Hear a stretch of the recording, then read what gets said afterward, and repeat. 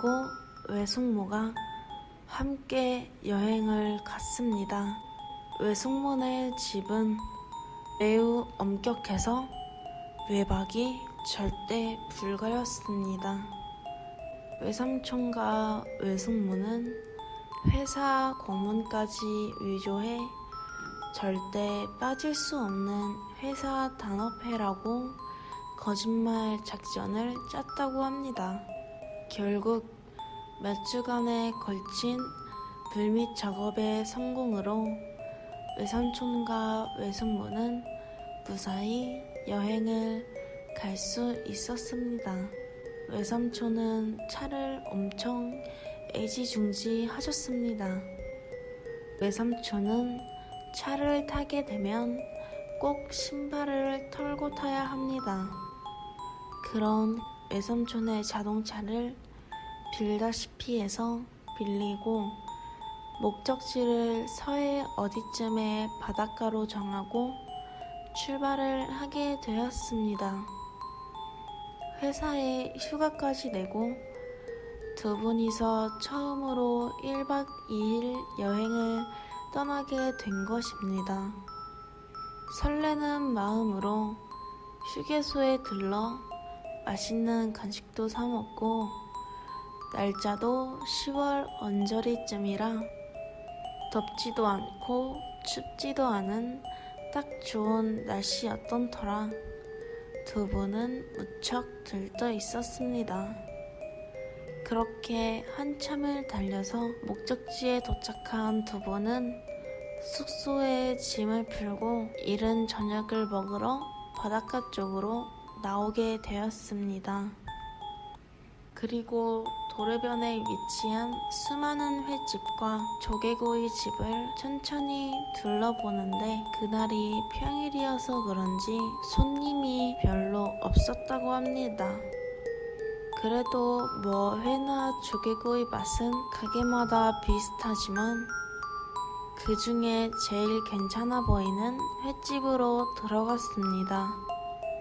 술도 한 잔씩 하면서 서로 쌈도 싸주고 그렇게 분위기가 무르익으면서 두 분이서 기분 좋은 시간을 보내고 있었습니다. 한참을 이어진 술자리로 인해 외숙모의 뺨이 붉게 달아올랐고 외삼촌도 조금씩 취기가 오르는 게 느껴졌습니다. 그리고 주변에 드문드문 자리를 잡았던 다른 손님들도 하나 둘씩 자리를 뜨기 시작해 결국엔 외삼촌과 외숙모 두 분만 남게 되었습니다. 저 멀리 바다가 보이는 눈앞에는 사랑하는 여인이 있으니 외삼촌은 기분을 다 가진 것처럼 많이 행복했다고 합니다.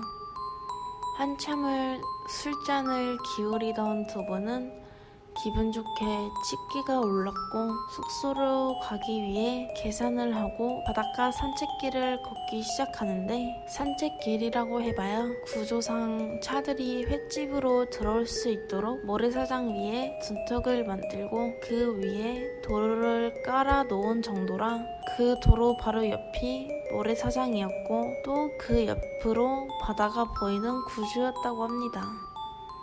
숙소까지 두 분이서 도란도란 이야기를 하면서 천천히 걸어오는데 외숙모가 바닷가를 가리키며 소리를 지르더랍니다.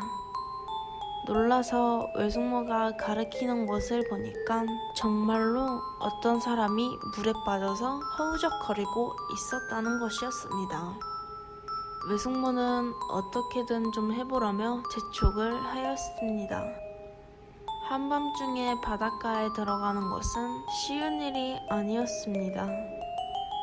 주변을 두리번거리며 사람들을 찾아보려고 하는데 시간도 시간이니거와 평일이라는 특성상 관객들이 눈을 씻고 찾아봐도 없었습니다. 할 수 없이 외삼촌은 외숙모한테 아까 그 횟집에 가서 사람들을 불러오라고 하고 모래사장 쪽으로 달려갔다고 합니다. 달려가면서 조금만 참으라고 소리를 지르고 바닷가로 뛰어들었는데 의외로 깊지 않은 곳에서 그 사람이 발버둥을 치고 있었다는 것이었습니다. 외삼촌의 어깨까지 오는 높이에서 발버둥 치는 사람의 목을 뒤에서 걸고 빠져나오는데 그 사람이 꿈쩍도 안 했다는 것이었습니다. 외삼촌은 키도 크고 풍채도 좋아서 모르는 사람이 보면 운동한 사람 아니면 조폭인 줄 알고 말도 잘 안 거는 그런 스타일인데 외삼촌보다 작아 보이는 그 사람이 더군다나 물에 빠져서 기운도 없었을 텐데 전혀 꿈쩍도 안 하고 그 자리에서 계속 발버둥만 치고 있었다고 합니다. 발버둥 치는 그 사람 때문에 주변에 물보라가 일어서 외삼촌 눈에 바닷물이 들어가고 난리도 아닌 상황이었는데 아무리 힘을 주고 용을 써봐도 꿈쩍도 안 하니까 외삼촌은 미치고 환장할 노릇이었답니다. 나중엔 입에서 욕까지 나오면서 가만히 좀 있으라고 하는데도 계속 발버둥만 치고 앞으로 전혀 나갈 수 없었다고 합니다. 그렇게 한참을 실갱이를 하다가 도저히 안 되겠어서 기절을 시키고 데리고 나가자라는 생각을 하고 뒷목을 내리치려는 순간 이상한 점이 눈에 띄더랍니다. 외삼촌은 키가 크니까 어깨 높이까지 물이 차올랐는데 그 사람은 외삼촌보다 체구가 작아서 목 아래 부분까지 찰랑찰랑 물이 차올라 있었습니다.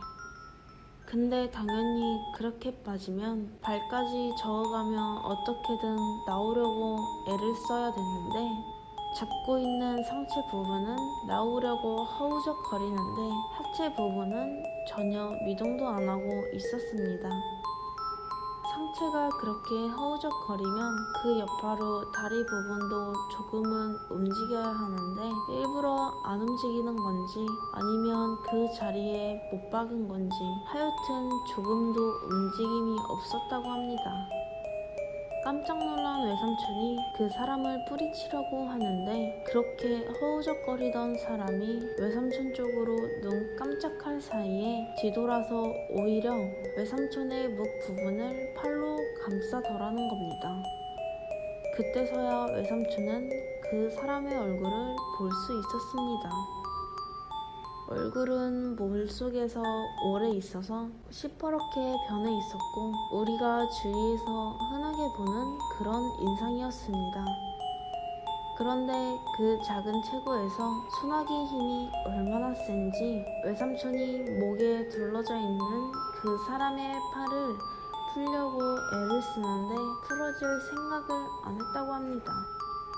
그리고 외삼촌을 내리누르기 시작하는데 진짜 그건 사람의 힘이 아니었더랍니다. 내려가지 않으려고 죽을 힘을 다해 버티던 외삼촌이 결국 그 힘에 못 이겨 바닷물 속으로 가라앉았는데 외삼촌은 그때 보고야 말았습니다. 물속에서 허우적거리던 그 남자의 하체 부분이 칼로 잘라내기라도 한 것처럼 감쪽같이 없었다고 합니다. 그러니까 상체에 반만 내밀고 허우적거리고 있었던 것이었습니다. 외삼촌은 이렇게 죽구나 생각하고 있는데 위에서 내려누르는 힘이 너무도 강해서 도저히 밖으로 나올 엄두도 안 났고 딱 그대로 죽는구나 생각하고 그동안 살아왔던 이생이 주마등처럼 스쳐 지나갔다고 합니다. 그렇게 반항하던 힘을 빼고 외삼촌이 축 늘어지려는 그때 갑자기 외삼촌의 몸이 두둥실하게 뜨더니 물 밖으로 나오게 되었습니다. 그리고 누군가가 외삼촌의 양뺨을 불이 나도록 세게 쳤는데 실신할 것 같은 그 와중에도 너무 아파서 정신이 확 들었다고 합니다. 그렇게 눈을 떠서 보니까 아까 봤던 횟집 주인 아저씨가 외삼촌을 마구 흔들고 있었고 외숙모는 거기까지 들어오지는 못하고 조금 멀리서 떨어져 울고 있었습니다. 그리고 횟집 사장이 외삼촌을 없다시피 해서 모래사장으로 결국 끌고 나왔습니다.